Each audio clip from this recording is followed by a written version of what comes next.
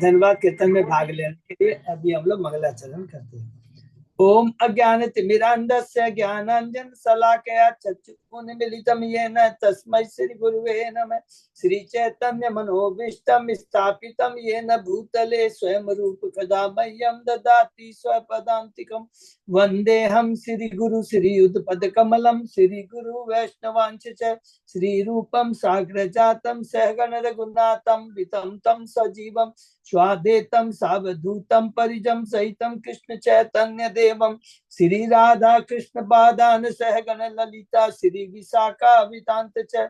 नम ओम विष्णु पादाय कृष्ण पृष्ठाय भूतले श्रीमते भक्ति वेदांत स्वामिन इति नामने। नमस्ते सारस्वती देवे गौरवाणी प्रचारिणे निर्विशेषा शून्यवादी पाश्चात्य देशधारिणे। वांछा कल्पतरुभ्यश्च कृपा सिन्धुभ्येव च पतितानां पावनेभ्यो वैष्णवेभ्यो नमो नमः। नमो महावदान्याय कृष्ण प्रेम प्रदायते कृष्णाय कृष्ण चैतन्य नाम्ने गौरत्विषे नमः। हे कृष्ण करुणा सिंधु दीन बंधु जगतपते गोपेश गोपिका कांत राधा कांत नमस्तुते। तप्त कांचन गौरांगी राधे वृंदावनेश्वरी वृषभानुसुते देवी प्रणमामि हरिप्रिये। नीलांचल निवासाय नित्याय परमात्मने बलभद्र सुभद्रायां जगन्नाथाय ते नमः। जय श्री कृष्ण चैतन्य प्रभु नित्यानंद श्री अद्वैत गदाधर श्रीवासादि गौर भक्तवृंद। मुखं करोति वाचालं पंगुलंघे गिं यत्कृपातमहं वन्दे श्री गुरुं दीनतारिणं।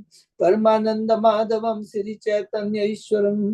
हरे कृष्ण कृष्ण कृष्ण हरे हरे हरे राम राम राम हरे हरे। श्री मंगलाचरण की जय। शिला प्रभुपाद की जय। हरे कृष्णा। आज के इस भागवतम चर्चा में सभी भक्तों का हार्दिक स्वागत है। सभी भक्तों के चरणों में मेरा सादर धन्यवाद प्रणाम है। राधा माधव राधा गोविंद परम वैष्णव परम गुरु परम आचार्य परम भागवतों की असीम कृपा से हम सब भक्त मिलकर से भागवत के ऊपर कई दिनों से चर्चा कर रहे हैं। कैंटो 9 में है, अध्याय 17 हमने पिछले क्लास में समाप्त किया। आज हम नया अध्याय 18 शुरू करेंगे। राजा ययाति को यौवन की पुनः प्राप्ति। इन 17 अध्याय में जो हमने चर्चा की संक्षेप में दोहराते हैं। पहला अध्याय कैंटो 9 का शीर्षक राजा सुधुम्न का स्त्री बनना। ये राजा सुधुम्न कौन है? संक्षेप में वैभवस्त मुनु के ये पुत्र हैं। एक्चुअली ये क्या है, पुत्री के रूप में उत्पन्न हुए थे ईला, लेकिन वशिष्ठ मुनि की कृपा से फिर वो पुरुष बन जाते हैं शुद्ध। लेकिन जब वो एक बार सुकुमार जंगल में जा रहे थे, प्रवेश करते, सुकुमार जंगल किसके अधीन है? माता पार्वती एंड भगवान शिव के। तो वो पुनः 1 महीने के लिए पुरुष रहेंगे और 1 महीने की स्त्री। तो जिस समय वो स्त्री के रूप में थे उस समय चंद्रमा के पुत्र बुद्ध से इनका ब्याह हो गया और उनसे पुरुरवा का जन्म हुआ। और यही पुरुरवा से चंद्रवंश की शुरुआत होती है। दूसरे अध्याय में हमने वैभवस्त मुनि के 10 पुत्रों के बारे में पढ़ा, जिसमें इच्छवाकु, सरियाती और नभक विशेष है, जिनका वर्णन भागवतम में यहाँ पर हुआ है। तीसरे अध्याय में हमने सरियाती की पुत्री है सुकन्या, जिसका विवाह च्यवन ऋषि से किस प्रकार हुआ, किस प्रकार च्यवन ऋषि ने अश्विनी कुमारों को सोमरस प्रदान किया, इसका वर्णन हुआ है। सरियाती के पुत्रों की वंशावली में हमने देखा कि रेवत नाम के अनर्थ के पुत्र रेवत के 100 पुत्रों में एक कुकुदमी, उसकी पुत्री रेवती है, जिसका वह बलराम से होता है। ये बहुत विशेष है, जो कि हमने 30 अध्याय में पढ़ा। चौथे अध्याय के अंदर में हमने पढ़ा दुर्वासा मुनि द्वारा अम्बरीश महाराज का अपमान, कि वैभवस्त मुनि के जो एक पुत्र हैं जिनका नाम है नभक के पुत्र का नाम था नाभाग, और उनके पुत्र हुए अम्बरीश महाराज, परम वैष्णव परम भक्त। किस प्रकार उन्होंने उनके चरणों के प्रति दुर्वासा मुनि ने अपराध किया, और किस प्रकार जब दुर्वासा मुनि को सुदर्शन चक्र उनको मारने के लिए आता, दंड देने के लिए आता है, तो पूरा पहले ब्रह्मा जी के पास, शिव जी के पास और स्वयं वो विष्णु के पास जाते हैं। लेकिन विष्णु कहते हैं हम भक्त प्रसादीन, और कहते हैं तुरंत जल्दी से अम्बरीश के पास जाओ और उनसे क्षमा मांगो। 5वें अध्याय में हमने पढ़ा दुर्वासा मुनि को जीवन दान कि किस प्रकार अम्बरीश महाराज दुर्वासा मुनि को जीवन दान प्रदान करते हैं। 6वें अध्याय में फिर शुरू होता है और आगे हम लोग बढ़ते हैं वैवस्व मुनि के। तो अभी हम लोग ने सरियाती के पुत्र के बारे में, सरियाती की वंशावली के बारे में पढ़ा, उसके बाद में नभग के बारे में। अब तीसरा जो विशेष है वह इच्छवाकु। इच्छवाकु परंपरा में जो महान राजा आते हैं वो क्या है, मनधाता। तो मनधाता की 50 पुत्रियां हैं जिनका ब्याह शौभरी ऋषि की कथा से हमने पढ़ा कि किस प्रकार शौभरी मुनि किस प्रकार एक महान तपस्वी होने के बाद भी माया इतनी प्रबल है कि वो भौतिक आसक्ति माया के प्रभाव में आ जाते हैं और अपनी तपस्या को छोड़कर किस प्रकार वो मनदाता के पास आते हैं और उनकी 50 पुत्रियों से ब्याह करते हैं और किस प्रांत में अपने गलती का एहसास करते हैं, पश्चाताप करते हैं, भगवान की भक्ति करके वैकुंठ लोक को चले जाते हैं। 7वें अध्याय में और आगे बढ़ते हैं। अब मनदाता को ध्यान में रखेंगे। इच्छवाकु के परंपरा में मनदाता की परंपरा में उनके जो 3 पुत्र होते हैं उसमें आते हैं सत्यवत जिसे त्रिशंकु भी कहते हैं, और उनके सत्यवत के परंपरा में आते हैं हरिश्चंद्र और रोहित। और 8वें अध्याय में प्रवेश करते हैं। रोहित से अब हम लोग आगे चलते हैं कि रोहित के वंश में आते हैं राजा शगर की लीला हमने पढ़ी। भगवान कपिल देव से सगर पुत्र की भेंट, ये शीर्षक 8वें अध्याय का। किस प्रकार सगर के 100 पुत्र हैं जो कि कपिल आश्रम में जाते हैं। इंद्र ने जो घोड़ा चुरा लिया था और जो कि भगवान कपिल के आश्रम में इंद्र ने छोड़ दिया था, वो लोग सोचे कि ये कपिल ने ही इस घोड़े को चुराया है, इस चलते वो चरणों में अपराध करते हैं और भगवान दंड के रूप में उन्हें भस्म कर देते हैं। उसके बाद में हमने पढ़ा सागर की दूसरी पत्नी है कीशिनी, उसके जो पुत्र हैं बोलेंगे, पुत्र तो है असमंजस और पौत्र है अंशुमान। पुनः जाते हैं घोड़े की खोज में, कपिल भगवान के आश्रम में जाते हैं और उनकी स्तुति करते हैं। भगवान कपिल प्रसन्न हो जाते हैं और चुराए हुए घोड़े को जो इंद्र ने चुराया था वहां पर जो रखा था उनके पास में उसे देते हैं और कहते हैं तुम्हारे ये वंशज का उद्धार तभी हो सकता है माता गंगा जब इस धरा पे आएगी। 9वें अध्याय में हमने पढ़ा अंशुमान की वंशावली। तो अंशुमान किसके पुत्र में, असमंजस के हैं। उनके पुत्र वो अंशुमान गंगा को धरा पर लाने में असमर्थ हुए। उसके बाद उनका पुत्र होता दिलीप, वो भी असमर्थ रहा और अंत में भागीरथ गंगा को इस धरा पर लाने में सफल होता है और किस प्रकार वो अपने पूर्वजों का कल्याण करता है। उसके बाद में हम लोग और आगे बढ़ते हैं।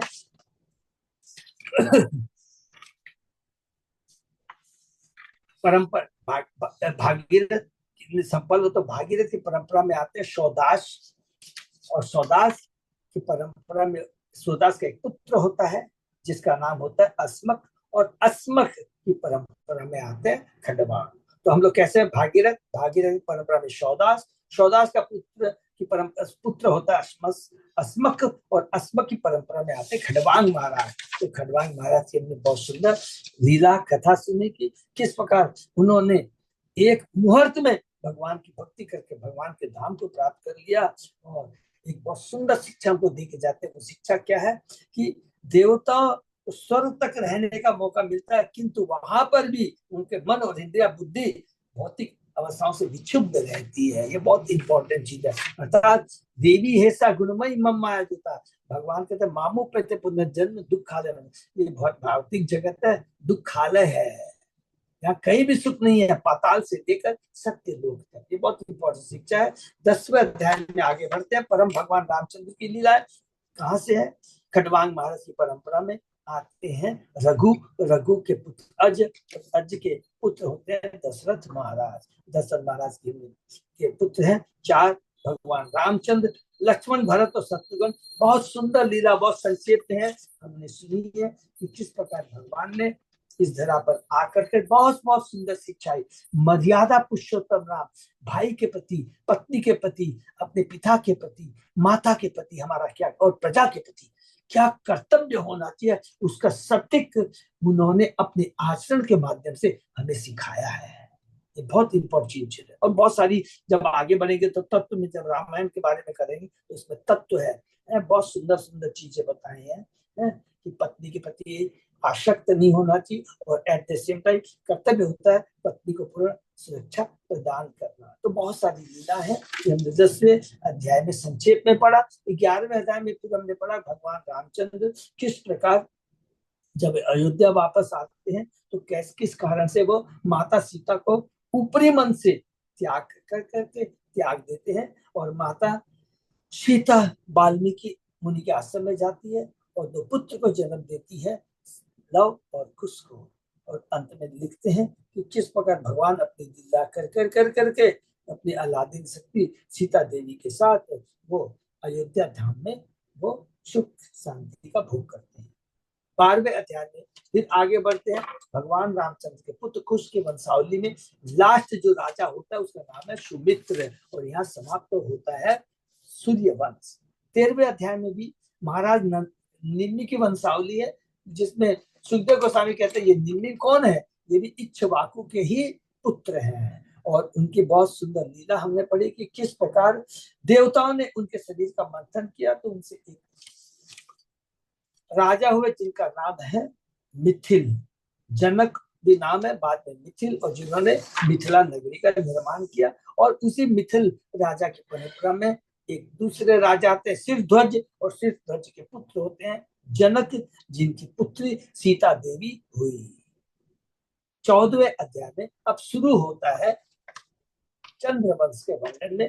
तो याद करेंगे पुरुरवा के बारे में जो पहले अध्याय में पढ़ा था। पुरुरवा कौन है, वो बुद्ध और इला का पुत्र है। इला या सुदुमन कुछ भी कह लीजिए, है इला कहेंगे तो अच्छे से याद आएगा कि ओरिजिनली वैवस्वत मुनि की जो पहली पुत्री हुई थी इला हुई थी। वो पुत्र की याचना कर रहे थे, लेकिन उनकी पत्नी वैवस्वत मुनि की पत्नी ने पुत्र की याचना की, इसने पुत्र न होकर इला हुई थी, ये याद है। तो इला और चंद्रमा, बुद्ध, चंद्रमा का पुत्र बुद्ध, उन दोनों का ब्याह होता है, उनसे पुरुरवा उत्पन्न होते हैं। तो ये याद, एक तो ये कहानी पुरुरवा को ध्यान में रखेंगे, और दूसरा हम याद रखेंगे दूसरी लीला क्या है कि भगवान जो ब्रह्मा जी है, जो उनके पुत्र एक हैं वो अत्रि, अत्रि की पत्नी का नाम है अनसुईया। ये थोड़ा इंपॉर्टेंट याद रखें। और इन अत्रि और पत्नी अनसुईया से सोम, दुर्वासा और भगवान दत्तात्रेय 3 प्रकट होते हैं, उनको उत्पन्न होते हैं। सोम ने बृहस्पति की पत्नी तारा से विवाह करते हैं, और उन्हीं से उत्पन्न होते हैं बुद्ध, और वही बुद्ध इला से ब्याह करते हैं, जिनसे उत्पन्न होते हैं पुरुरवा। तो पुरुरवा के बारे में हमने पढ़ा किस प्रकार वह उर्वशी के प्रति आसक्त होता है, और उर्वशी किस प्रकार उससे उसे धिक्कारती है। अधीर मत हो, बहुत सुंदर कहती है, वीर हो तुम, पुरुष हो, अधीर मत हो, अपने प्राणों मत त्यागो, गंभीर बनो, लोमड़ियों की बातें अपनी इंद्रियों के वश में मत हो। बहुत सुंदर सुंदर शिक्षा देती है, और उसमें हमने बहुत बड़ी लीला पढ़ी, और किस प्रकार हमने पढ़ा कि उर्वशी और पुरुरवा से 6 पुत्र उत्पन्न होते हैं, और किस प्रकार अंत में पुरुरवा गंधर्व लोक जाने में समर्थ होता है। 15वें अध्याय में हमने पढ़ा भगवान का युद्ध अवतार परशुराम। तो पुरुरवा एवं उर्वशी जो हमने पढ़े थे, 6 जो पुत्र होते हैं, उन परंपरा में एक राजा आता है कुशाम्बु, उसके पुत्र होते हैं गाधी। ये गाधी को थोड़ा इंपॉर्टेंट करके याद रखेंगे। क्या गाधी की पुत्री है जिसका नाम है सत्यवती, जिसका ब्याह किससे होता है, ऋचिक मुनि से होता है। और ऋचिक मुनि सत्यवती पुत्र की इच्छा व्यक्त करते हैं, और उधर में सत्यवती के पिता गाधी वो भी पुत्र की इच्छा व्यक्त करते हैं। तो ऋचिक मुनि क्या करते हैं, यज्ञ करते हैं, और यज्ञ में क्षत्रिय के लिए जो समान वो था, जो भी समझ चरु बोलते हैं, तैयार किया था कि भाई मैं तो ब्राह्मण हूं, तो मेरी पत्नी सत्यवती को जो दे तो उसे ब्राह्मण होना चाहिए, और मेरी सास है सत्यवती की जो माँ है वो है क्षत्रिय की पत्नी है, तो उसके जो पुत्र होना चाहिए वो क्षत्रिय होना चाहिए। लेकिन दोनों एक्सचेंज कर लेते हैं, और उसके चलते सत्यवती को जो पुत्र प्राप्त होता है वो होता है क्षत्रिय नेचर का होना चाहिए था। और गादी सत्यवती की जो माँ है उनके गर्भ से जो निकलने था क्षत्रिय, उसकी जगह पुत्र होते हैं ब्राह्मण विश्वामित्र। और आगे चलते हैं तो अब जो देखते हैं सत्यवती के गर्भ से पुत्र उत्पन्न होता है जिसका नाम है जमदग्नि। कंडीशन के हिसाब से, शर्त के हिसाब से तो वो क्षत्रिय होना चाहिए था, लेकिन ऋचिक मुनि ने कहा कोई बात नहीं, गलती तुम्हारी हो गई है, मैं तुम्हें ये बताता हूँ, अभी जो तुम्हारा पुत्र होगा जमदग्नि, वो ब्राह्मण गुणों का होगा, लेकिन जमदग्नि का जो पुत्र होगा परशुराम, वो क्षत्रिय गुणों वाला होगा। फिर हमने पढ़ा परीक्षित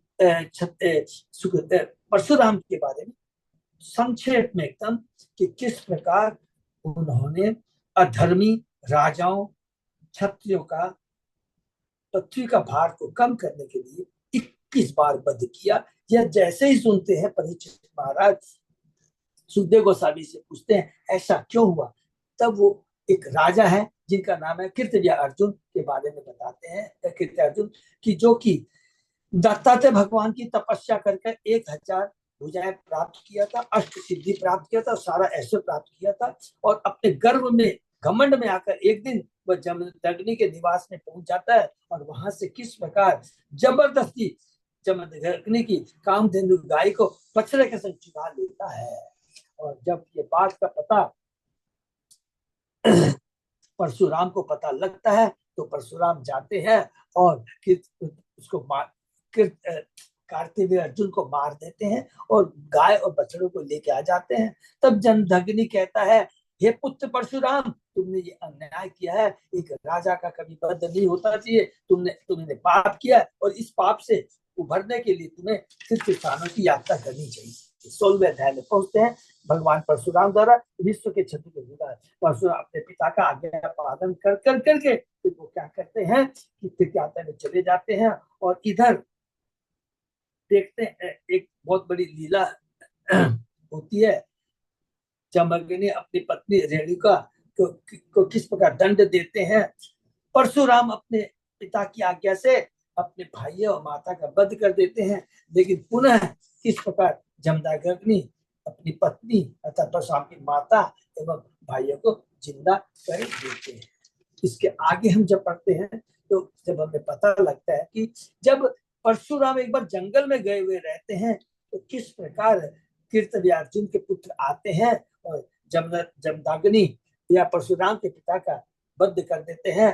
परशुराम जब अपनी माता रेणुका की चिल्लाहट सुनती है तुरंत वहां पे आते हैं, और उसके बाद में वो सारे कि उन्होंने जितने भी क्षत्रिय गुस्सा में आकर के सारे जितने भी क्षत्रिय थे उन लोगों का वध कर देते हैं। बहुत सुंदर है, बहुत सुंदर कहेगा लिखा है इसके अंदर। क्यों वध किया?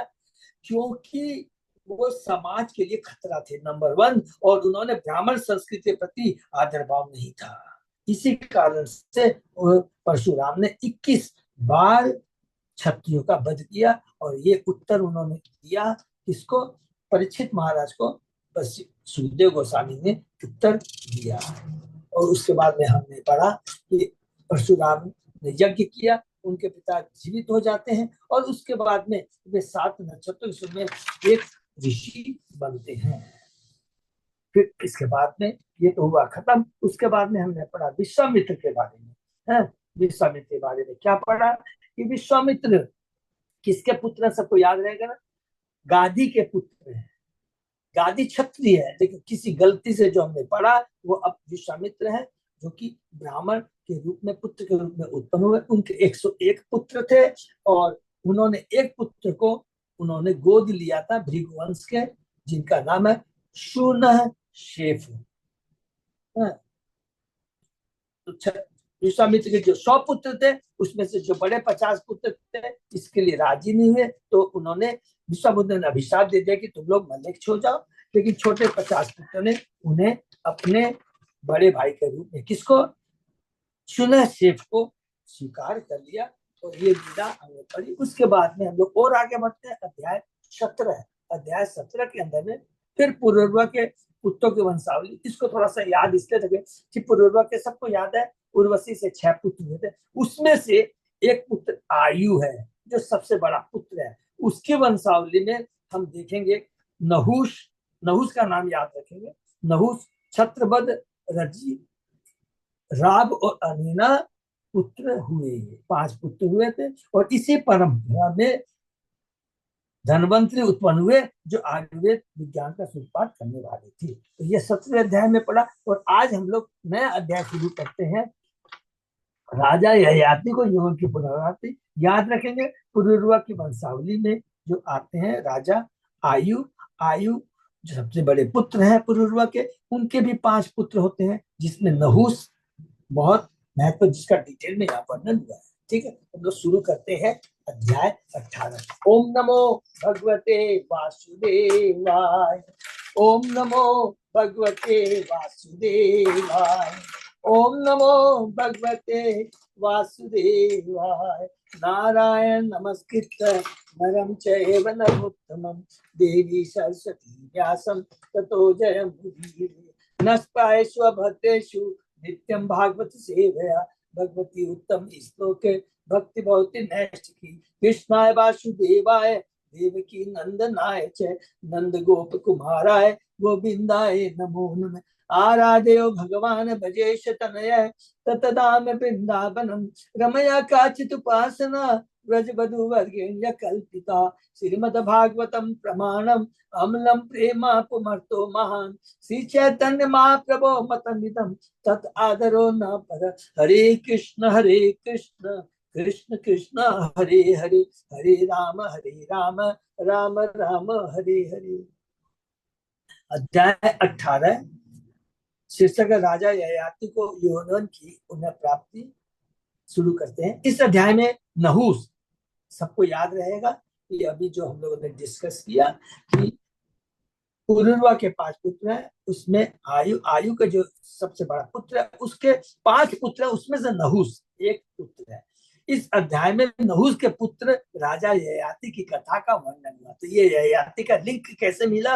ये पुरुरवा के 5 पुत्र हैं, उसमें से आयु के पुत्र नहुस के पुत्र है ययाति। तो थोड़ा ये सीक्वेंस याद रखिए।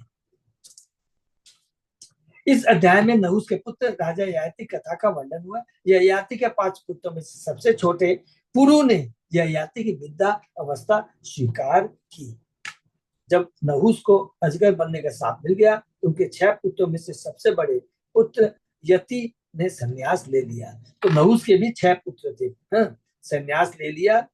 तत्फलस्वरूप बाकी पुत्रों में से सबसे बड़े पुत्र ययाति को राजगद्दी पे बैठाएगा। देववश ययाति ने शुक्राचार्य की बेटी से ब्याह कर लिया। शुक्राचार्य ब्राह्मण था और ययाति क्षत्रिय था, तो भी ययाति ने उसकी बेटी से शादी कर ली। शुक्राचार्य की बेटी देवयानी की सखी का नाम शर्मिष्ठा था, जो विश्वपर्वा की पुत्री थी।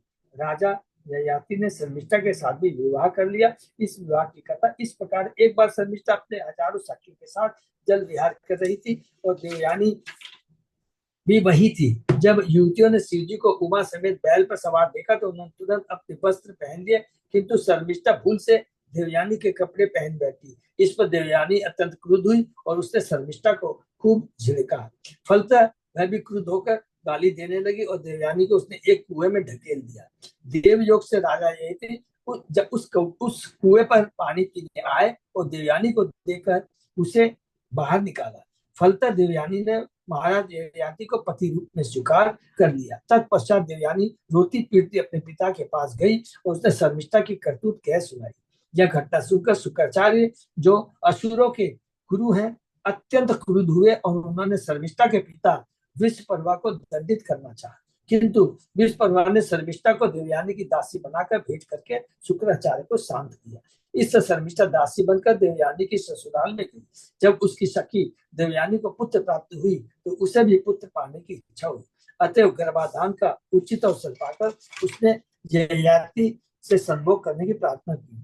जब शर्मिष्ठा भी गर्भवती हो गई तो देवयानी को ईर्ष्या हुई।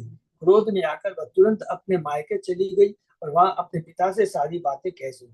शुक्राचार्य पुनः कुपित हो गए और उन्होंने ययाति को वृद्ध होने का शाप दे दिया। पहले शाप दिया शर्मिष्ठा और के पिता को, तो उसके बाद में यहाँ शाप दिया उन्होंने ययाति को वृद्ध होने का। किंतु जब ययाति ने दया की भीख मांगी तो शुक्राचार्य ने उसे यह वर दिया कि वह अपनी वृद्धावस्था तथा अशक्तता को किसी युवक से बदल सकता है।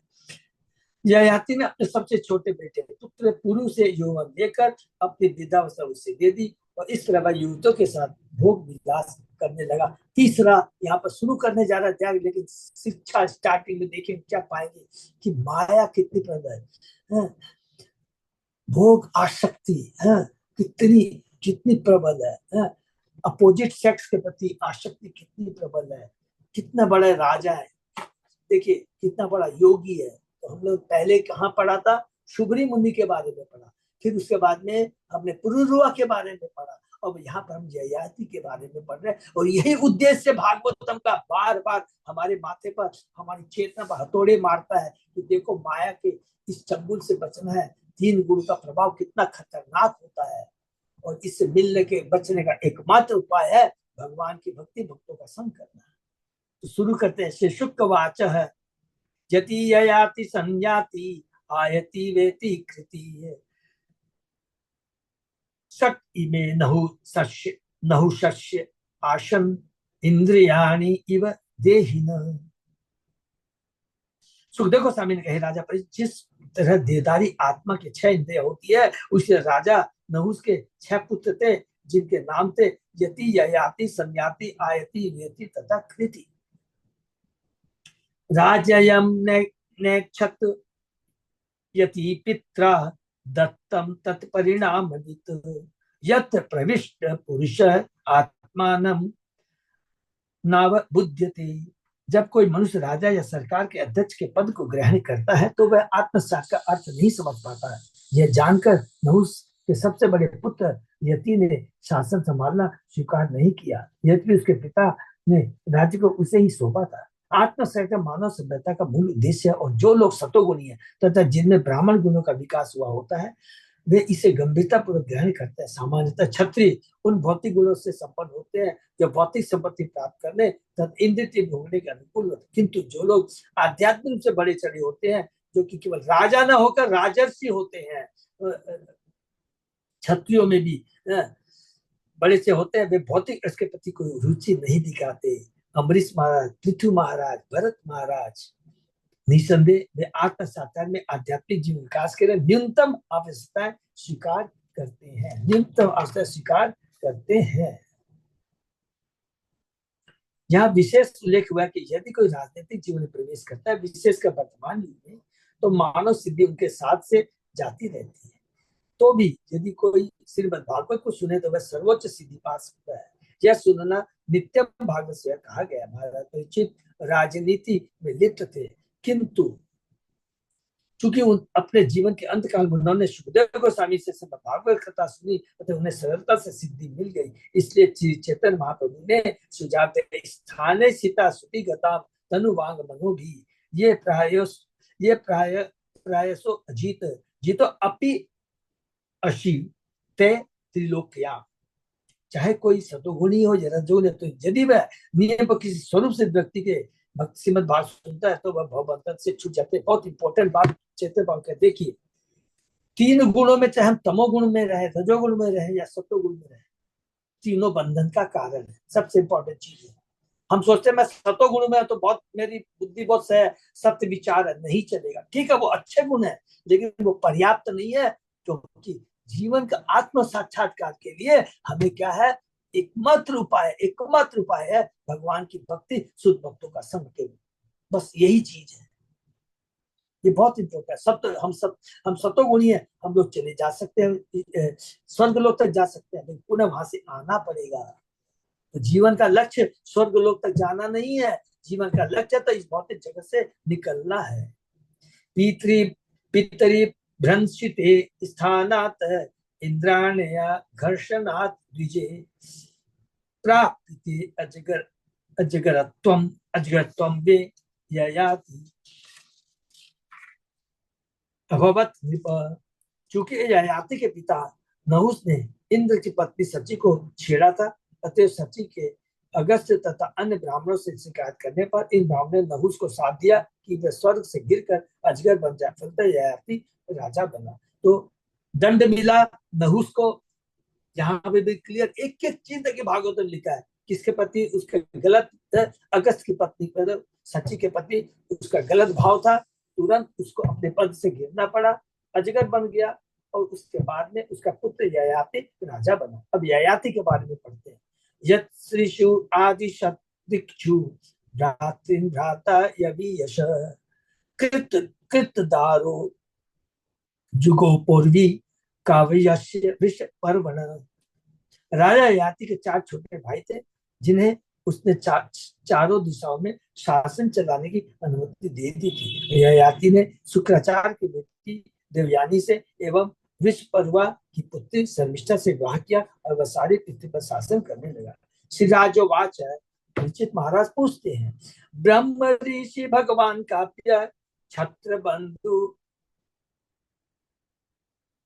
नाहुषः राजन विप्रयो कस्मात् विवाह प्रतिलोमक। महाराज पक्षी ने कहा, शुक्राचार्य अत्यंत शक्तिशाली ब्राह्मण थे और महाराज ययाति क्षत्रिय थे।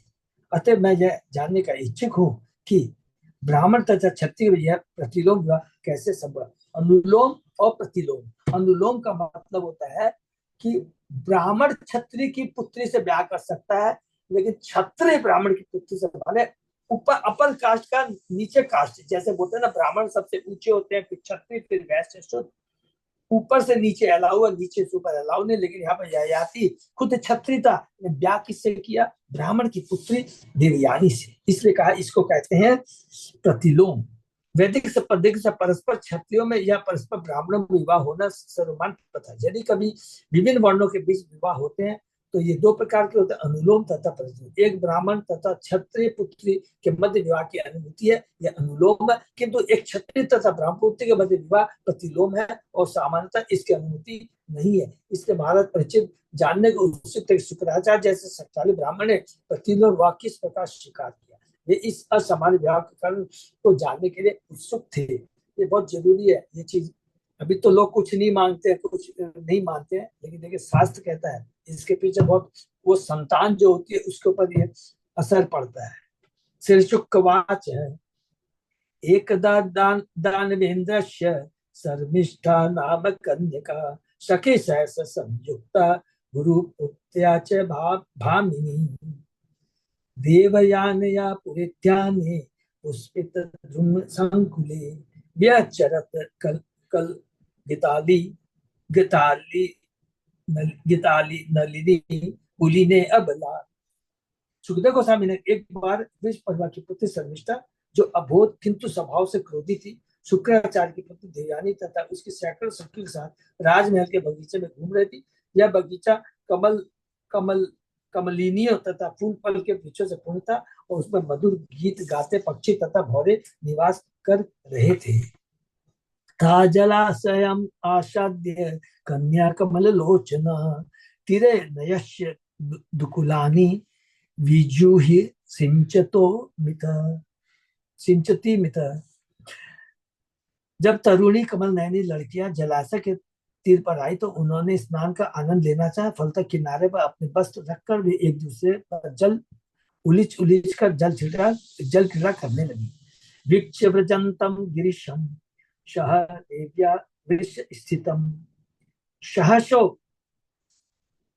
उत्तरीय आशांसी परियदु विदिता स्त्रिय। जल क्रीड़ा करते हुए लड़कियों ने सहसा शिवजी को ऊपर से आते देखा, जो अपने बैल की पीठ पर अपनी पत्नी पार्वती समेत आसीन थी।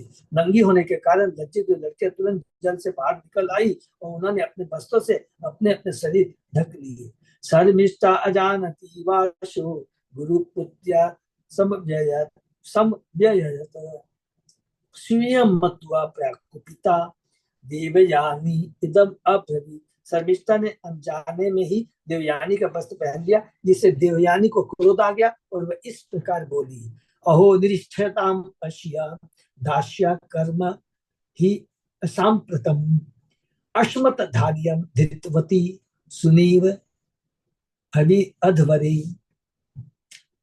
अरे जरा देखो न इस दासी शर्मिष्ठा की करतूतों को। इसने सारे शिष्टाचार को ताक पर रखकर मेरे वस्त्र धारण कर दिया, मानो यज्ञ के निमित्त के घी को कोई कुत्ता छीन ले। ये रिदम तपशिष्टम मुख पुंस परस्य ये धार्यते ये ज्योति शिवपंथा प्रदर्शित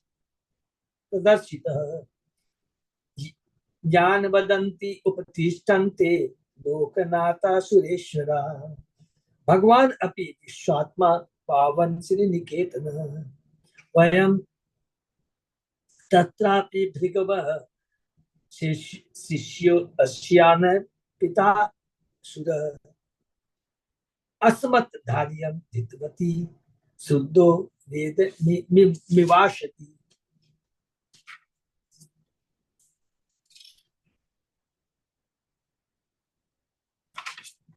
हम उन योग्य ब्राह्मणों में से हैं। ये कौन कह रहे? देवयानी कहते हैं गर्वपूर्वक। हम उन योग्य ब्राह्मण जिन्हें भगवान का मुख माना गया है। ब्राह्मण ने अपनी तपस्या से समग्र विश्व को उत्पन्न किया और वे परम सत्य को अपने अंतःकरण में सदैव धारण करते हैं। उन्होंने सौभाग्य के पथ का निर्देशन किया है जो कि वैदिक सहायता का पथ है। सच्ची बात बोल रही है। वे इस जगत में एकमात्र पूजनीय, अतः उनकी स्तुति की जाती है और विभिन्न लोकों के नायक बड़े से बड़े देवता भी उनकी पूजा करते हैं। यहाँ तक इस सबको पवित्र करने वाले लक्ष्मी देवी के प्रति परमात्मा द्वारा भी ये पूजित है और हम तो इसलिए भी अधिक पूज्य क्योंकि हम भृगुवंशी है। यद्यपि इस स्त्री का पिता असुर होकर हमारा शिष्य है तो भी इसने मेरे वस्त्र को उसी तरह धारण कर लिया है जिस तरह कोई शुद्र वैदिक ज्ञान का भार संभाले। किंतु ब्राह्मण के गुण होकर सहनशीलता नम्रता नहीं है तो ब्राह्मण के होकर भी ब्राह्मण के गुण नहीं है। ब्राह्मण के क्या गुण होते हैं ये चीज तो ठीक बताया, लेकिन खुद में वो ब्राह्मण के गुण उसके अंदर में नहीं है। एवं क्षिपंतिम शर्मिष्ठा गुरु पुत्र अभाषित रुषा शशंति उरंगेव धर्षिता दष्ट दत्त छता। सुखदेव गोस्वामी ने कहा शर्मिष्ठा को जब इस तरह कठोर शब्दों से डांटा गया तो अत्यधिक क्रुद्ध हो उठी। सर्पिणी की तरह गहरी सांस छोड़ती और अपने निचले ओठ को अपने दांतों से चबाती वह शुक्राचार्य की पुत्री से इस तरह बोली, आत्मवितम अभिज्ञाय कतस्ते बहु भिक्षुकी किम न प्रतीक्षसे अस्माकं गृहान बलिभुजो यथा। अरे भिखारी, जब तुम्हें अपनी स्थिति का पता नहीं तो व्यर्थ की क्यों इतना बोल रही हो? क्या तुम लोग अपनी जीविका के लिए हम पर आश्रित रहकर कौ की भांति हमारे घर पर प्रतीक्षा नहीं करते हो? क्षत्रिय ब्राह्मणों को दान देता है तो कहती है कि तुम ब्राह्मण लोग क्षत्रियों से ही तो दान लेकर अपनी आजीविका चलाते हो। कौवे का कोई स्वतंत्र जीवन नहीं होता। वे गृहस्थों द्वारा कूड़ादानों में फेंके गए झूठन पर पूरी तरह आश्रित होते हैं। ब्राह्मण अपने शिष्यों पर आश्रित रहते। अतः जब शर्मिष्ठा देवयानी जब बुरी तरह अपमानित की गई तो उसने देवयानी को कौवे जैसे भिक्षुकों के परिवार में संबंधित बताया। स्त्रियों का स्वभाव है कि थोड़ा सा उकसाने पर भी वे वाक युद्ध करने लगती है। जैसा हम इस घटना में देख सकते हैं उनका ऐसा सब बहुत लंबे समय से चला आ रहा है। ये भगवान की देन है। एवं विदेशु पुरुषो क्षिप्त्वा आचार्य सुताम शर्मिष्ठा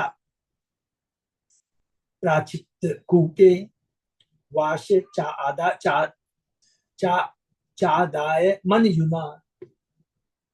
ऐसे अप्रिय वचनों का उपयोग करते हुए शर्मिष्ठा ने शुक्राचार्य की पुत्र देवयानी को फटकारा। उसने क्रोध में आकर देवयानी के वस्त्र छीन लिया और उसे एक कुएं में ढकेल दिया।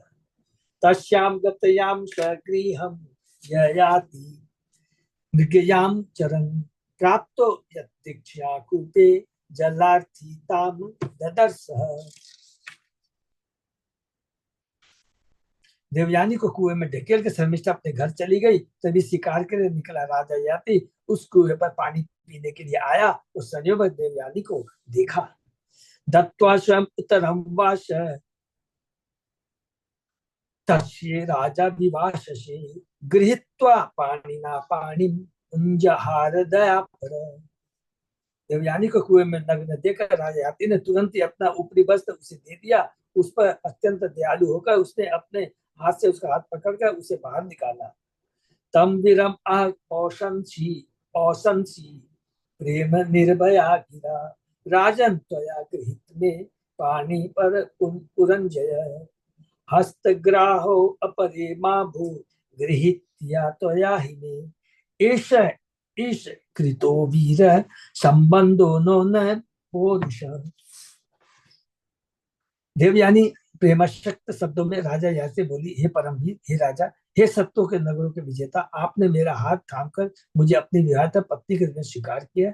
अब मुझे कोई दूसरा नहीं छूने पाए, क्योंकि हमारा यह पति पत्नी का संबंध भाग्य द्वारा संभव हो चुका है, किसी व्यक्ति द्वारा नहीं। हरि बोल। देवयानी को कुएं से निकालते हुए राजा ययाति ने उसके सौंदर्य जवानी की अवश्य प्रशंसा की होगी, अतः उसने यह भी पूछा होगा कि तुम किस जाति की हो।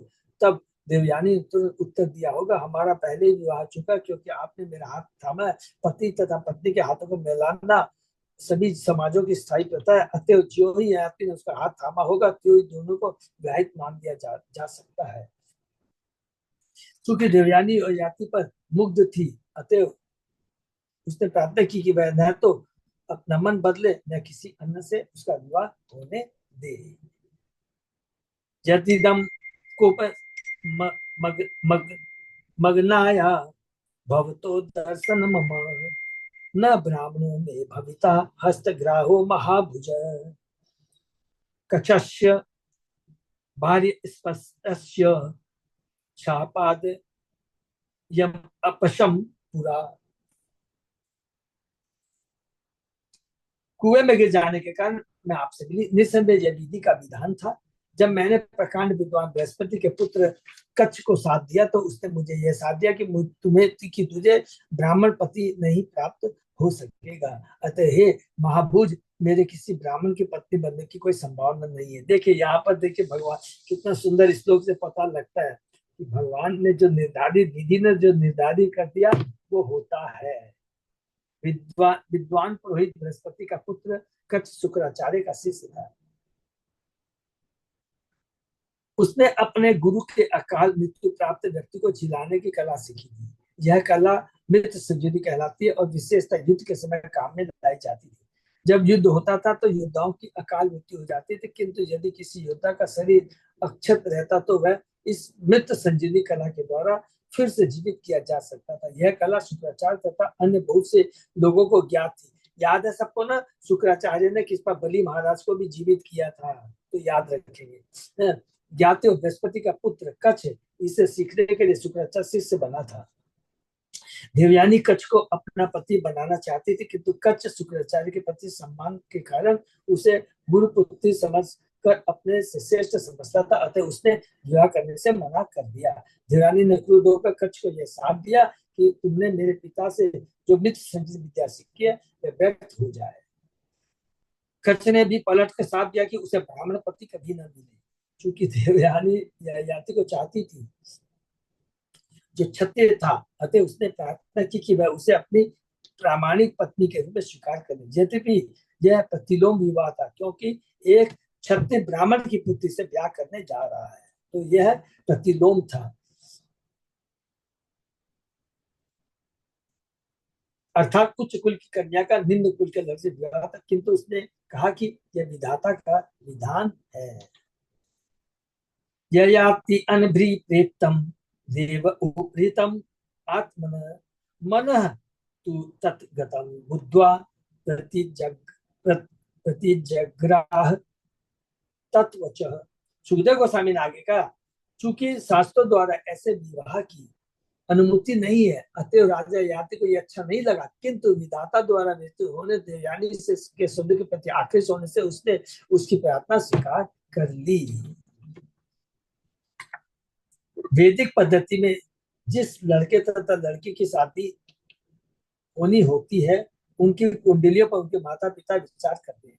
यदि ज्योतिष गणना के अनुसार लड़के तथा लड़की का हर प्रकार का मेल बैठ जाए तो यह संयोग योटक कहलाता था और विवाह हो जाता था। यहाँ तक कि 50 वर्ष पूर्व भी यह पद्धति हिंदू समाज में प्रचलित। कोई लड़का चाहे कितना धनवान क्यों ना हो या कोई लड़की चाहे कितनी रूपवती क्यों ना हो, इस ज्योतिष मेल के बिना विवाह नहीं हो सकता था। मनुष्य का जन्म 3 कोटि में से किसी एक में होता है, यह है देवगण, मनुष्यगण तथा राक्षसगण।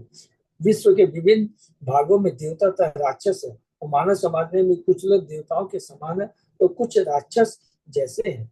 यदि ज्योतिष गण का देव तथा राक्षस प्रकृति गण में विरोध होता था तो ऐसा विवाह नहीं होता था। उसी प्रकार प्रतिलोम तथा अनुलोम की भी गणनाएं थी।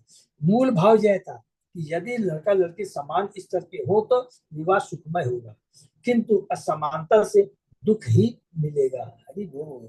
इसलिए कुंडली मिलाना बहुत बहुत जरूरी है। चूंकि अब विवाह में इस पर ध्यान नहीं दिया जाता, इसलिए अनेक विवाह विच्छेद, इसके डाइवोर्स होते हैं। निसंदेह अब तो विवाह विच्छेद सामान्य बातें बन चुकी है, जबकि प्राचीन काल में विवाह आजीवन चलता था और स्त्री पुरुष में इतना प्रेम होता था कि पति के मर जाने पर पत्नी अपने पति के साथ स्वेच्छा से मर जाती थी या आजीवन स्वामी भक्त विधवा बनी रहती थी। किंतु अब ऐसा संभव नहीं रह गया, क्योंकि मानव सेवा पतित होकर पशु पशु समाज की स्थिति को प्राप्त हो गया है। हरि बोल। अब तो केवल समझौते से विवाह संपन्न होते हैं। दाम्पत्य अभिरुचि हेतु, भागवत अभिरुचि का अर्थ समझौता या स्वीकृति। यदि लड़के लड़की को विवाह स्वीकार हो तो वह विवाह संपन्न हो जाता, किंतु वैदिक पद्धति का दृढ़ता से पालन न होने पर विवाह का अंत प्राय विवाह विच्छेद हो जाता है, होता है। गते राजनी शाधीरे तत्स्म रुदति पितु न्यवेदयत ततः सर्वं उक्तम सर्विष्ट्या कृतम। तत्पश्चात जब विद्वान राजा अपने महल को वापस चला गया तो देवयानी रोती हुई घर लौटी। उसने अपने पिता शुक्राचार्य को शर्मिष्ठा के कारण घटी सारी घटना कह सुनाई। उसने बताया कि वह किस कुएं में धकेली गई, किंतु एक राजा द्वारा बचा ली गई। दुर्मना भगवान काव्य पौरोहित्यम विगर्हयम विगर्हयम स्तुवन्ति च कापोति द्वित्राश ययो पुरात्। जब शुक्राचार्य देवानी के साथ घटी घटना सुनी तो वे मन में अत्यंत दुखी हुए। पुरोहिती वृत्ति को धिक्कारते हुए एवं उच्च वृत्ति खेत से अन्न बीनने की प्रसन्नता कर उन्होंने पुत्री सहित अपना घर छोड़ दिया। जब ब्राह्मण कपोत अर्थात कबूतर की वृत्ति ग्रहण करता है तो वह खेत में अन्न बीनकर जीवन निर्वाह करता है। यह उच्च वृत्ति कहलाती है। जो ब्राह्मण उच्च वृत्ति अपनाता है वह सर्वश्रेष्ठ माना जाता है, क्योंकि वह भगवान की कृपा पर पूर्णतः निर्भर रहता है और किसी से कुछ भी नहीं मांगता। यदि ब्राह्मण सन्यासी को भिक्षा मांगने की अनुमति प्राप्त है, किंतु यदि इससे से वह बच सके और अपने उदर पोषण के लिए भगवान की कृपा पूर्णतः निर्भर है तो वह अच्छा माना जाता है। शुक्राचार्य निश्चय अत्यंत दुखी था, क्योंकि अपनी पुत्री द्वारा शिकायत किए जाने के कारण उन्हें अपने शिष्य के यहाँ भिक्षा मांगने के लिए बाध्य होना पड़ा, क्योंकि उन्होंने पुरोहिती वृत्ति स्वीकार कर रखी।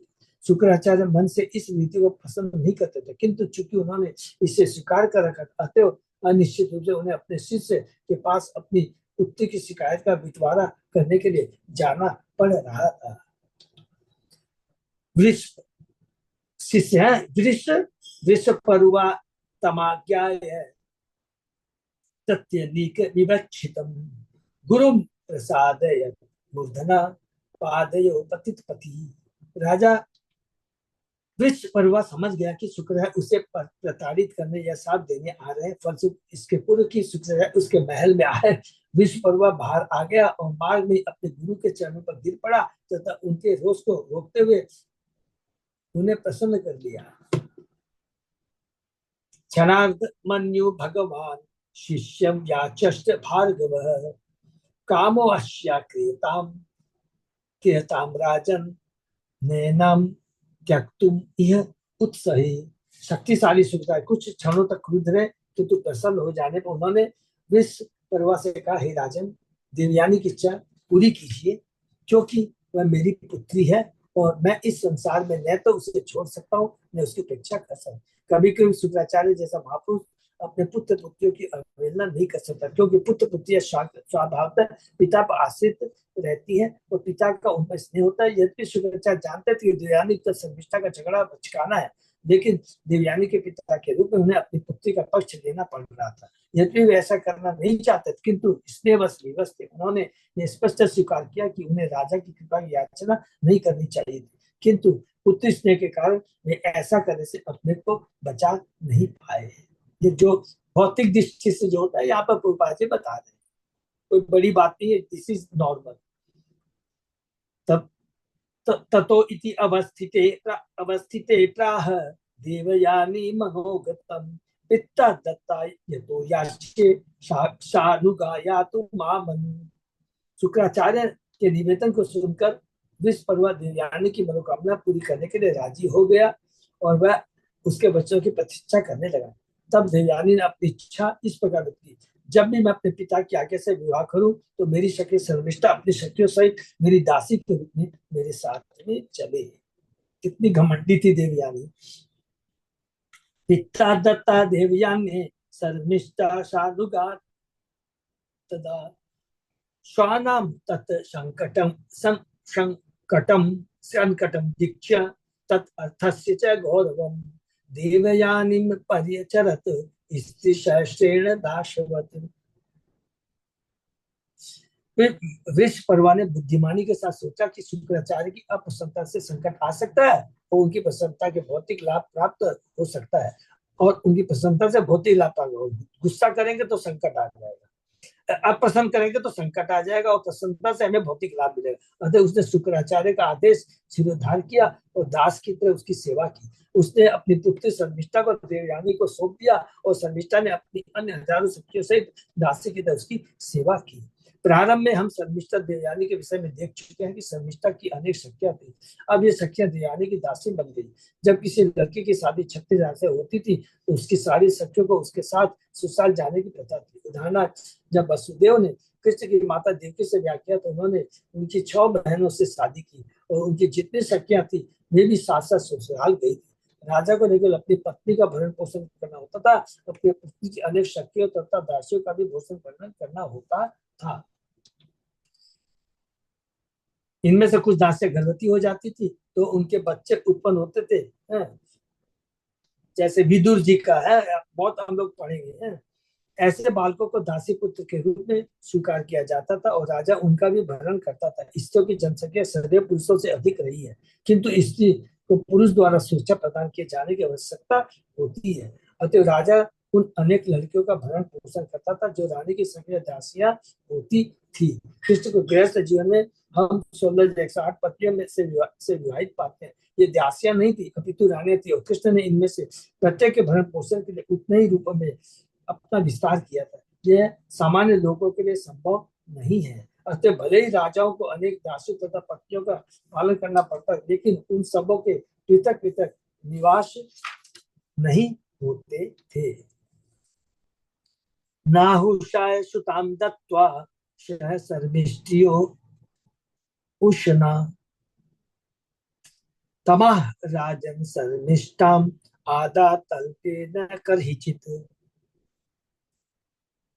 जब शुक्राचार्य देवयानी के वह यात्री से कर दिया तो उसने शर्मिष्ठा को भी उसके साथ जाने दिया, लेकिन राजा को चेतावनी दी, ये राजन, इस शर्मिष्ठा को अपनी अपनी सेज में अपने साथ सहन करने अनुमति मत देना। एडवांस में ही शुक्राचार्य ने कह दिया था कि ये किस प्रकार उनको मालूम है, पुरुष का नेचर मालूम है, इसलिए कहा कि तुम एक काम मत करना, पहले ही से बोल दिया था एडवांस में। विलोक के ओष न सिमराजन शर्मिष्ठा सुप्रजाम क्वचित तमेव वप्रे रहसि शक्यापति मृतोषति। हे राजा परीक्षित, देवयानी के सुंदर पुत्र को देखकर एक बार शर्मिष्ठा संभोग के उचित अवसर पर राजा यति के पास पहुंचे। उसने एकांत में अपनी सखी देवयानी के पति राजा से प्रार्थना की कि उसे भी पुत्रवती बनाए। राजपुत्या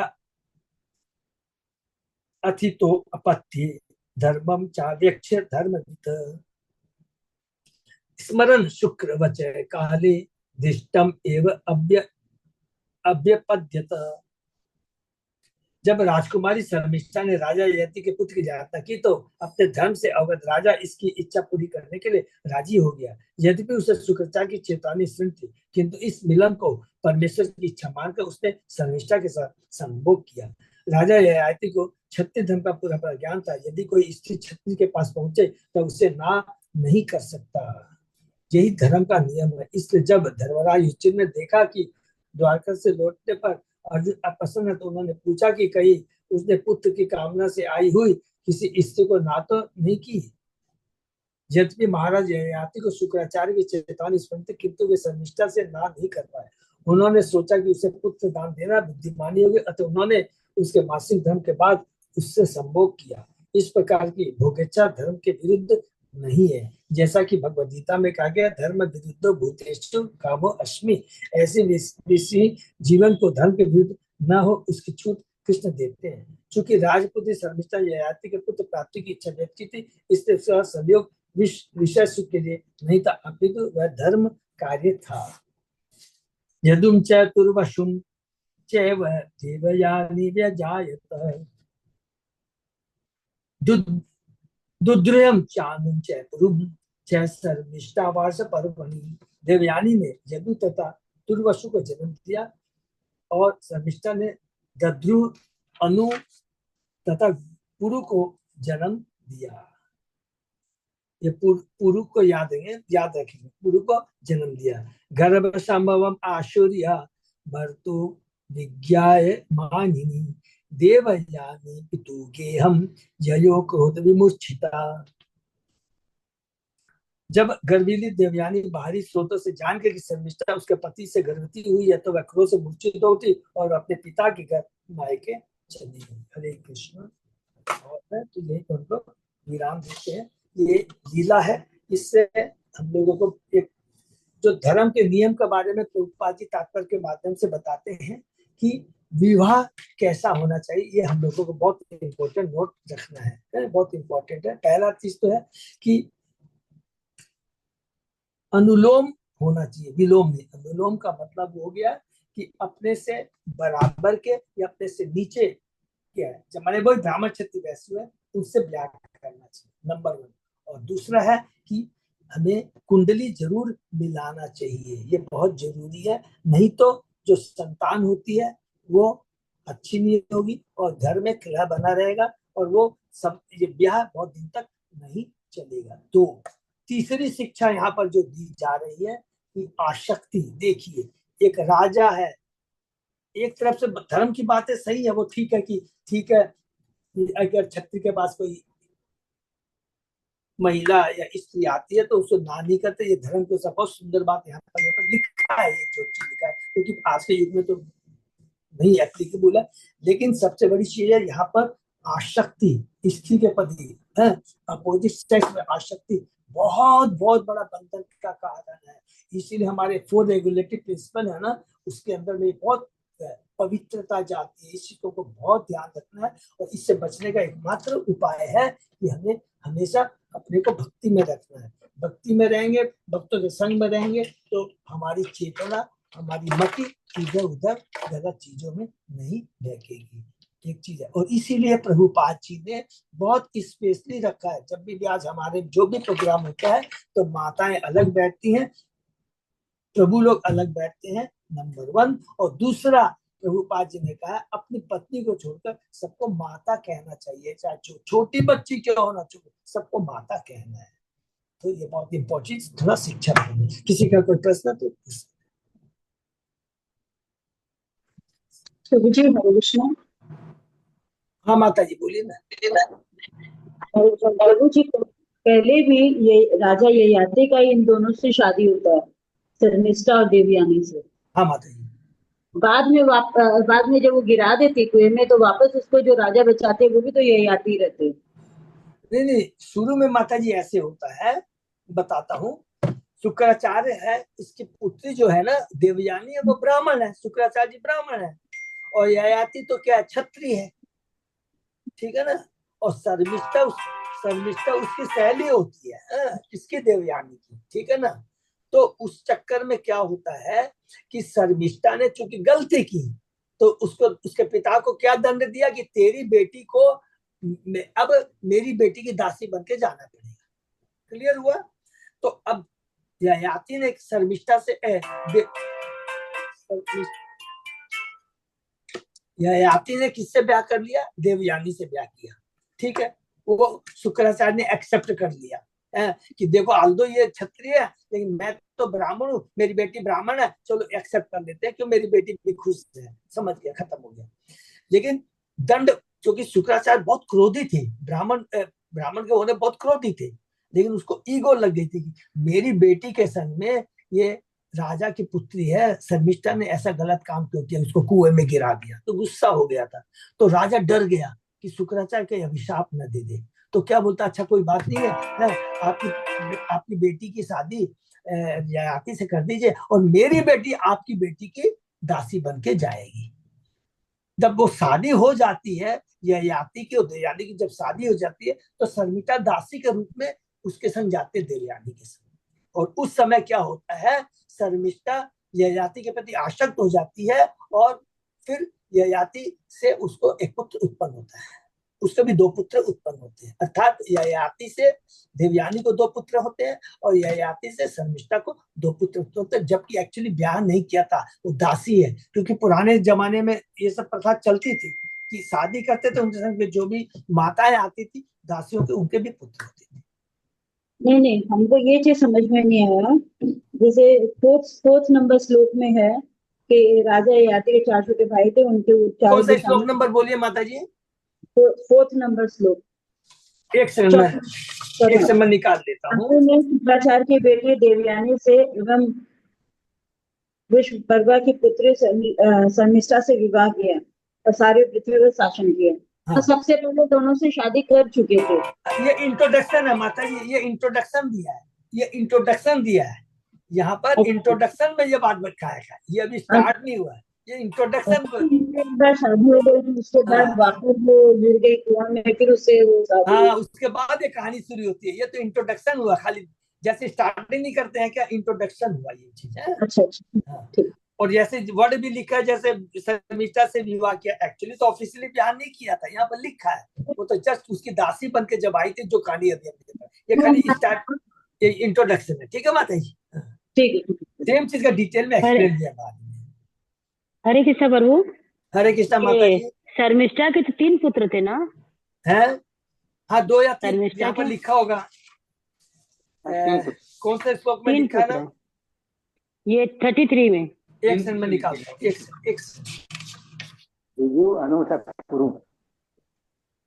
हाँ, दुहु अनु तथा पुरु। 23 में तो नहीं है माता जी? 33 में, 33 में। ओ 33 में, एक सेकंड। देवयानी के 2 थे और शर्मिष्ठा के 3 थे। हाँ, शर्मिष्ठा के 3 थे। हाँ, तो ये पुरु सबसे छोटा है, इसलिए मैंने मार्क करने के लिए कहा है ना, यहीं पे पूरी लीला है। तो 2 पुत्र हो गए देवयानी के, 3 हो गए शर्मिष्ठा के। और ये शर्मिष्ठा का जो सबसे लास्ट पुत्र है पुरु, यही अपने पिता को, ययाति को यौवन देता है। रोंगटे खड़े हो जाएंगे। देखिए आसक्ति, भोगने की आसक्ति कितनी वो प्रबल होती है कि अपने पुत्र को कहता है तू अपना यौवन मुझे दे दे। ये बहुत बड़ी शिक्षा है इसके अंदर। जैसे माता जी आप सही कह रही, उनके 3 पुत्र है, देवयानी के 2 पुत्र। ठीक है ना? हरे कृष्णा प्रभु जी। हाँ प्रभु, बोलिए प्रभु। ये जितना जिसने बताया है कि भाई ब्राह्मण की लड़की से, मतलब प्रभु थोड़ा जोर से बोलेंगे प्लीज।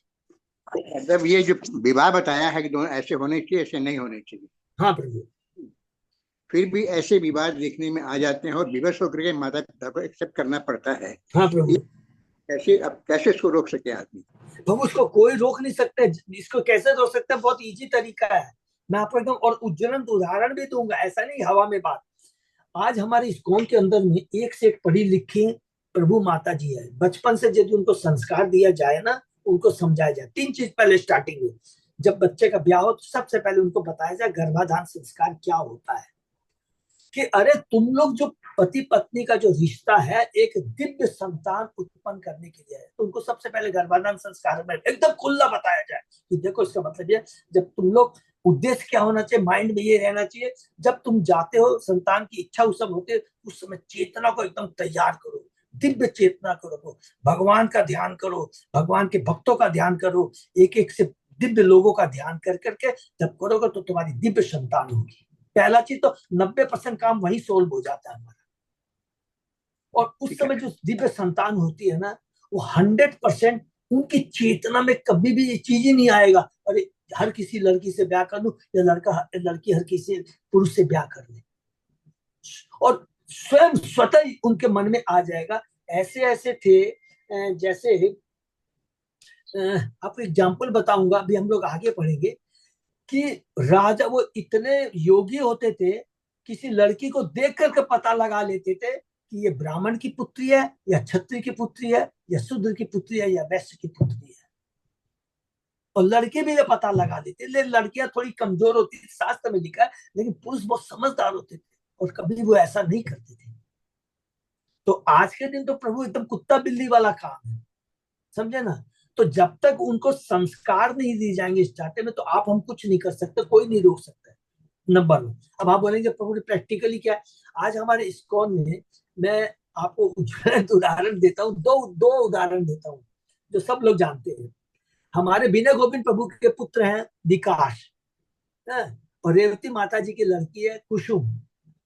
देखिए दोनों बहुत पढ़े, कुसुम इतनी पढ़ी लिखी है, दोनों पढ़े लिखे, लेकिन उन्होंने ठीक है बाद में, लेकिन भक्तों से ब्याह किया, संस्कार के आजू का पुत्र को देखिए। उसी प्रकार रेवती माता जी की जो छोटी पुत्री है, उसी प्रकार विनय गोविंद प्रभु की 2 पुत्रियां हैं। देखिए कितना सुंदर है, भक्तों से ब्याह हुआ और पूरी ब्राह्मण संस्कृति के हिसाब से मायापुर में ब्याह हुआ। तो ये होता है प्रभु, डिपेंड करता है कि हम कैसे संस्कार दे अपने बच्चों को, ये बहुत जरूरी है। तो हमारी ड्यूटी है संस्कार देना, बाकी देखिए प्रारब्ध भी रहते हैं। तो it is a combination of so many things. कभी भी दूसरा एग्जाम्पल नहीं देना। देखिए एक प्रारब्ध को ध्यान में रखेंगे और एक संस्कार को भी ध्यान में रखेंगे, ये दोनों का बैलेंस। कई बार संस्कार बहुत अच्छे दिए हैं, लेकिन प्रारब्ध इतने कड़े होते हैं, कभी कड़े होते हैं, लेकिन इतनी स्ट्रांग हमारी भक्ति नहीं है, तो ले क्या होता है, प्रारब्ध जीत जाते हैं। तो कई बार बोलते हैं ना भक्त का ये देखो पुत्र ऐसा हुआ, ये हुआ, तो ये बहुत सारी। तो हमारा कर्तव्य है संस्कार देना, भक्ति संस्कार देना, बाकी उनके प्रारब्ध भी काम करते हैं, सब कुछ करते हैं। ठीक है ना प्रभु? एकदम ठीक है। जैसे प्रभु प्राज जी तो उनको अच्छे बच्चों को संस्कार दे, लेकिन उनके बच्चों के प्रारब्ध ऐसे थे कि प्रभुपाद जी इतने लोगों को भक्त बनाए, लेकिन अपने बच्चों को नहीं बना अपने बच्चों को। हरी बोल हरी बोल। सबसे बढ़िया एग्जाम्पल माता जी ने, इससे बढ़िया एग्जाम्पल नहीं हो सकता है। खुद जिन्होंने पूरे विश्व को भक्त बनाया इस्कॉन के साथ, वो अपने पत्नी को, अपने बच्चे को भक्त नहीं बना सके। प्रारब्ध, इसका मतलब थोड़ी उन्होंने संस्कार नहीं दिए थे, प्रारब्ध भी होते हैं। इसलिए हमको जीवन में बहुत प्रैक्टिकल होना है, बहुत स्ट्रांग हम लोग बन जाएंगे। हमारे जीवन जो उतार चढ़ाव आएगा ना, हम बहुत मजबूत हो जाएंगे, क्योंकि हमको शास्त्रों का ज्ञान है, हम लोग ने पढ़ा इस चीज को, तो घबराएंगे नहीं। ठीक है ना? वकील का बेटा वकील नहीं बन पाता, डॉक्टर का बेटा डॉक्टर नहीं बन पाता। हाँ, कुछ भी बन सकता है, नहीं भी बन पाता है, मतलब कुछ भी हो सकता है, ये चीज है। बट एक चीज हम लोग को शिक्षा जरूर है कि संस्कार देना हमारा बहुत बड़ा कर्तव्य है। और कभी यह ना बोले अरे इस तो सुनता ही नहीं है, ये नहीं करता। यू कीप ऑन ट्राइंग, हमको ट्राई करते रहना, क्योंकि प्रभुपाद जी ने कहा है। देखिए चेतन, एक लास्ट लाइन में चेतन बाबू ने क्या कहा, जारे देखो तारे को, हमारा आज्ञा गुरु तारू ईद। हमारा आज्ञा है तुम अपने को पहले आचरण में लाओ और उसके बाद में तुम प्रचार करो। तो प्रचार, अरे भक्ति सरस्वती ठाकुर बोलते थे, एक भक्त को बनाने के लिए 2 गैलन ब्लड देना पड़ता है। इतना आसान नहीं है भक्त बनाना और बनना, इतना आसान नहीं है प्रभु। भक्त बनना भी इतना आसान नहीं है, भक्त बनाना भी इतना आसान नहीं है। खाली हम क्या अपना प्रयास कर सकते हैं, भगवान के आदेशों को अपने जीवन धार्य करके हम प्रयत्न कर सकते हैं। और प्रयत्न में हमारी एक्चुअल में सही में वो होनी चाहिए, डेडिकेशन होना चाहिए, दिखावा नहीं होना चाहिए। ठीक है ना? दंडवत प्रणाम प्रभु जी। धन्यवाद। हरे कृष्ण। ये मैं विराम देते, बहुत बहुत धन्यवाद सबको। थोड़ा लेट हो गया। और अच्युत अजय दास प्रभु, तो यही पे विराम देते, शायद कोई अनाउंसमेंट कुछ अभी है नहीं है। हाँ प्रभु जी, बस संडे का रामनवमी है, रामनवमी का सब लोग याद रखेंगे प्लीज। है संडे को रामनवमी है, संडे है, इसलिए सब लोगों को थोड़ा समय भी मिल जाएगा, तो जरूर अटेंड करना है। हरे कृष्ण से हरे बहुत कृष्ण। धन्यवाद। आज के सेशन में विराम देते हैं, फिर कल से सारे हरे कृष्णा, सादर दंडवत प्रणाम। हरे कृष्णा, दंडवत प्रणाम। दंडवत।